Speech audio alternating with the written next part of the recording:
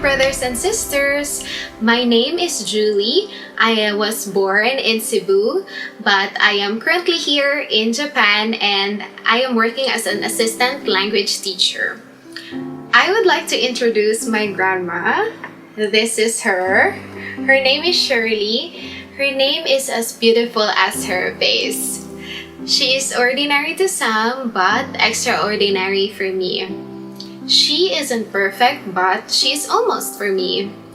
I know it's less nice to put ranking on people, but she is my number one. She mainly took care of me since I was little. She is my Wonder Woman.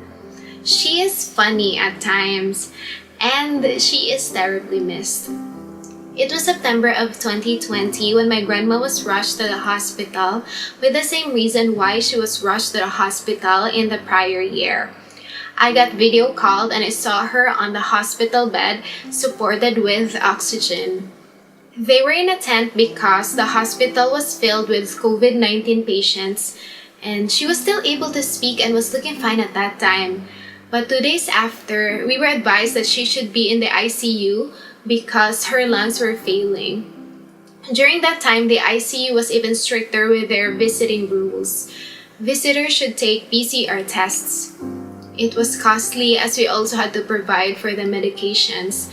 The medical bills were insane. I can still remember those desperate moments of praying to God that He will provide. As a family, we struggled. I was stressed because I was also the one who earns more since some of our family members were retrenched from work. The stress of also being away made me depressed. I have never been so down.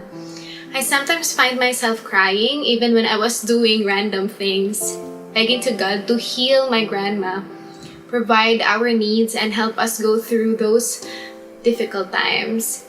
Within almost 2 months that she was in the ICU, I had this one lucky day of being able to talk with her via video call.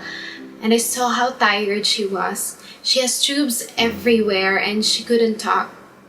I told her everything I want to tell her and the only word she said, which can be read on her lips, was the word ampo.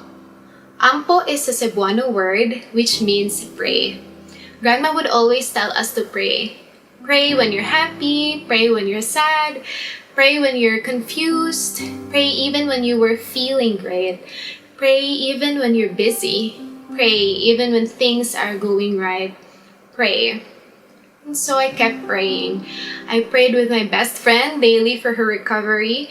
We would call each other and utter our prayers. I would pray, Lord, please let my mama Shirley go home. Please heal her fully. Please provide our needs. Please strengthen us during these tough times. And God heard it.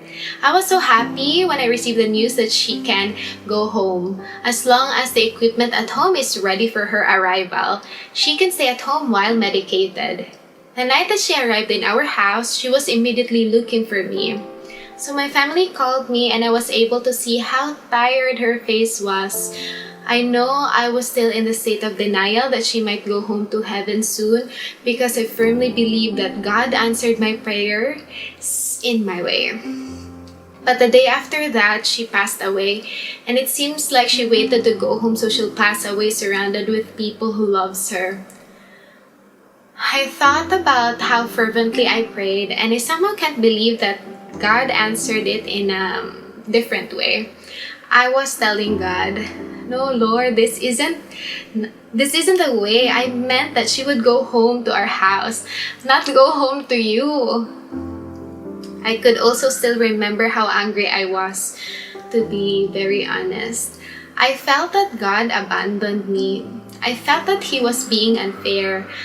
I somehow knew that this day would come, but why would He do it during the time that I was alone, in a country far away from home, with a pandemic which makes it even harder to go home? I have never felt so devastated. I cried for days, even when I was just doing random things. I just cried. When I'm working, I had to go to the restroom multiple times just to cry and cry and cry and cry. I terribly was missing home. During her wake, the verse kept repeated, The Lord has given and the Lord has taken away. Blessed be the name of the Lord. I tried to deeply understand it. I tried to use the verse to comfort me, but my anger and frustration would sometimes take over me, and I hardly talked to God. I didn't want to pray. But God always makes a way. It happened that I was able to attend the Virtual Feast conference and I got a chance to listen to a class about loss and grieving. I learned that all reactions when losing a loved one is valid and that my reaction of feeling abandoned is normal. That the weeping may endure for a night but the joy comes in the morning. That talk made me realize that it was okay to feel distant. That's how I began to process things. The feeling of abandoned instantly changed during the feast conference when I heard Sister Bethany said, "Close your eyes and breathe. Imagine the moment when you are being conceived and God says, 'Not another day without you. I want you. I choose you.'" It was an indescribable moment. I felt God's love embracing me, and slowly I took refuge in God. I said sorry for being angry, and I prayed that He would strengthen me and that He would comfort me and guide me through what's going on. And as always, He didn't fail. He sent me people I can talk to about Him and my current journey of healing. He sent me to places I can enjoy nature with. He made me smile and laugh again. Although there were still a lot of times I just weep, I remind myself that my God knows what He is doing.